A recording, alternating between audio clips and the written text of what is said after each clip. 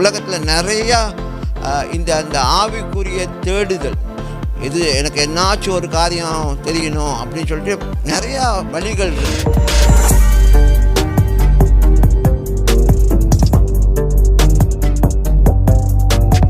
அப்போ இந்த அவேக்கனிங் வந்து not based on your feeling.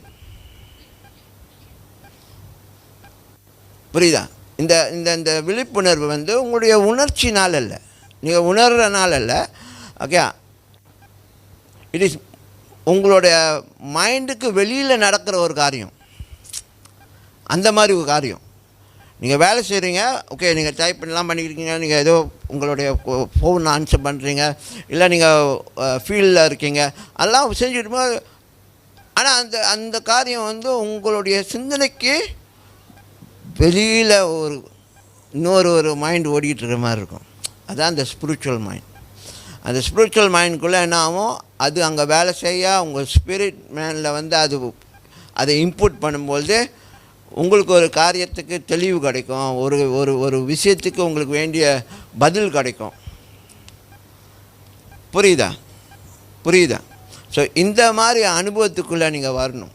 இன்றைக்கி உலகத்தில் நிறையா அந்த ஆவிக்குரிய தேடுதல், இது எனக்கு என்னாச்சும் ஒரு காரியம் தெரியணும் அப்படின்னு சொல்லிட்டு நிறையா வழிகள் இருக்குது. ஓகே, நிறையா என்ன சொல்கிறது, போதனைகள் இருக்குது. சரியா? நிறையா போதனைகள் இருக்குது, நிறையா வழி இருக்குது, நிறையா வகுப்பு இருக்குது, நிறையா ப்ராக்டிக்கலான செஷன்ஸ்லாம் வைக்கிறாங்க. வந்து நீங்கள் இவ்வளோ நேரம் உட்காந்துருக்கணும், உங்கள் மைண்டை வந்து அப்படியே ஃப்ரீ ஆக்கணும், அதெல்லாம். ஸோ அதெல்லாம் தாண்டி நான் என்ன சொன்னேன், பரிசுத்த ஆவியானவர் நீங்கள் வேலை செஞ்சிட்ருக்கும்பொழுது, நீங்கள் உங்கள் டெய்லி ருட்டீன் செஞ்சிட்ருக்கும்பொழுது, வேலைக்கு போகிறீங்களா, வேலை இடத்துல திடீர்னு நீங்கள் உட்காந்துருக்கும்போது உங்கள் மைண்டில் வந்து ஒரு காரியம் அடித்தோன்னே அப்படியே கொஞ்சங்க அப்படி டங் பட்டோன்னு நீங்கள் என்ன செய்யுங்க, உங்களால் கொஞ்ச நேரம் வேலை செய்ய முடியாது. ஒரு 1 minute 2 minute வேலை செய்ய முடியாது. அப்படியே கொஞ்ச நேரம் குவைட்டாக இருக்கும்போது you know something has come and stick on your mind.